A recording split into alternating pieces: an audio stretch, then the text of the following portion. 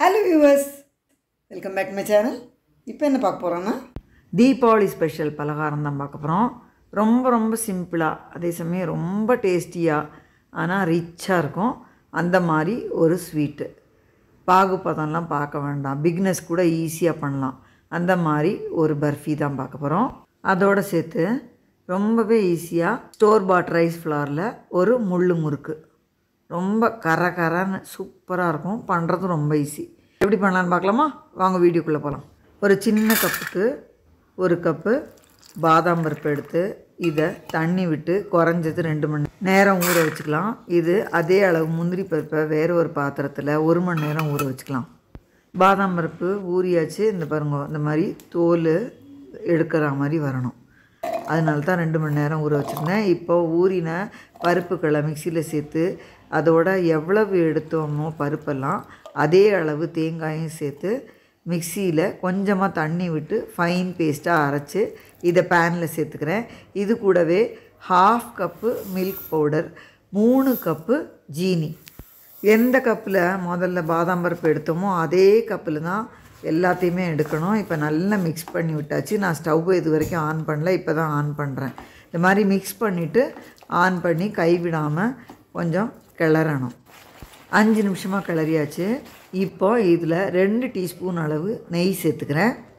இந்த நெய்யை சேர்த்து நல்லா கலந்து விட்டு ஒரு 3 நிமிஷம் கிளறும்போது இந்த மாதிரி பாத்திரத்தில் ஒட்டாமல் வருது.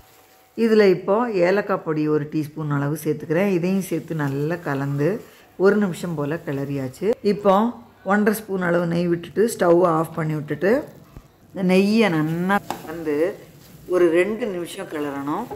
இந்த சட்டி சூட்டுலேயே இது கொஞ்சம் கொஞ்சமாக இறுகிக்கும். ஸ்டவ் ஆன் பண்ணிவிட்டு நீங்கள் இதை கிளறினா ரொம்ப ஹார்டு பர்ஃபி ஆகிடும். சாஃப்ட்னஸ் குறைஞ்சி போயிடும். இந்த மாதிரி பண்ணும்போது 10 நாள் ஆனாலும் அந்த சாஃப்ட்னஸ்ஸு அப்படியே இருக்கும். அந்த ஸ்வீட்டோட டெக்ஸ்சர் சூப்பராக இருக்கும். இப்போ இதை க்ரீஸ் பண்ணின ட்ரேயில் சேர்த்து இந்த ஸ்பேச்சுலாவாலேயே லெவல் பண்ணிவிட்டேன். ஒரு சின்ன கிண்ணத்தில் பேக் சைடில் நெய் தடவி கூட லெவல் பண்ணிக்கலாம். ரொம்ப ஈஸியாக ஜோராக வரும். இப்போ இதை உடனேவே பீஸ் போட்டாச்சு. சூடு ஆறிடுத்து. இதை அப்படியே ட்ரேயை கமுத்தினா அருமையாக ஒட்டாமல் சூப்பரான பீசஸாக விழுந்துச்சு. எவ்வளோ ஜோராக இருக்குது பாருங்க, எவ்வளோ சாஃப்டாக இருக்குதுன்னு ஒன்றை உடச்சி காட்டுறேன். 2 விரலாலேயே இதை உடைக்கும் போதே நல்ல ஜோராக உடையும். எவ்வளோ சாஃப்டாக இருக்குது பாருங்க. சின்ன கப்புக்கு 1 கப்பு தான் பாதாம் எடுத்துட்டேன். சின்ன கப்புக்கு 1 கப்பு தான் முந்திரி பருப்பும் எடுத்துட்டேன். 20-25 முந்திரி பருப்பு, 25 பாதாம் பருப்பு தான் இருக்கும். தேங்காயோட அந்த ஓடு பகுதியை எடுத்துகிட்டு வெள்ளையாக உள்ள பாகத்தை போட்டு தான் அரைச்சிருக்கேன். நீங்கள் மில்க் பவுடர் இல்லைன்னா பால் கூட விட்டு அரைக்கலாம். இதுக்கு அதிகம் நெய் செலவு கிடையாது. மொத்தமே 3 ஸ்பூன் தான் விட்டுருக்கேன். ஆனால் டேஸ்ட்டு வேறு லெவலாக இருக்கும். 10 நாளானாலும் கெட்டு போகாது. சூப்பராக இருக்கும். வியஸ் கண்டிப்பாக ட்ரை பண்ணி பாருங்க. அடுத்து முள்ளு முறுக்கு. சிம்பிளாக ஒரு முள்ளு தேங்குழல் முள்ளு முறுக்கு எப்படி வேணால் சொல்லலாம். அதுக்கு கடையில் வாங்கின வரட்டரிசி மாவு 1 டம்ளர், 1 டேபிள் ஸ்பூன் அளவு வறுத்து பொடிச்சு சலித்த உளுத்தம்பொடி, 1/2 ஸ்பூன் பொட்டுக்கடலை பொடி, 1/2 டீஸ்பூன் உப்பு, பெருங்காயப்பொடி, ஜீரகம், வெள்ளை எள்ளு எது வேணால் போட்டுக்கலாம். வெள்ளை எள்ளு சேர்த்துருக்கேன். கொஞ்சமாக வெண்ணெய் ஒரு 1/2 டீஸ்பூன் சேர்த்து நல்லா மிக்ஸ் பண்ணி விட்டுட்டு கொஞ்சம் கொஞ்சமாக தண்ணி விட்டு நல்ல கெட்டியான மாவாக பிசைஞ்சு எடுத்து இப்போ பிள்ளையார் பிடிச்சி வச்சுட்டு ஸ்டார் வச்சு போட்ட இந்த உழக்கில் மாவை ஃபில்லப் பண்ணி இந்த மாதிரி கரண்டியில் எண்ணெயை தடவி முள்ளு முறுக்காக பிழிஞ்சாச்சு.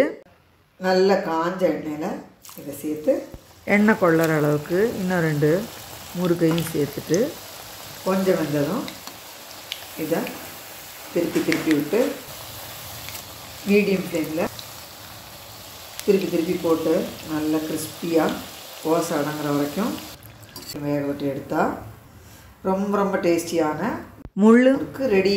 எவ்வளோ ஜோராக நல்ல வெளியேறணும் சூப்பராக வந்துருக்கு பாருங்க. நல்ல மணமாக கிறிஸ்பியாக டேஸ்டியான முள்ளு முறுக்கு 10 நிமிஷத்தில் ரெடி.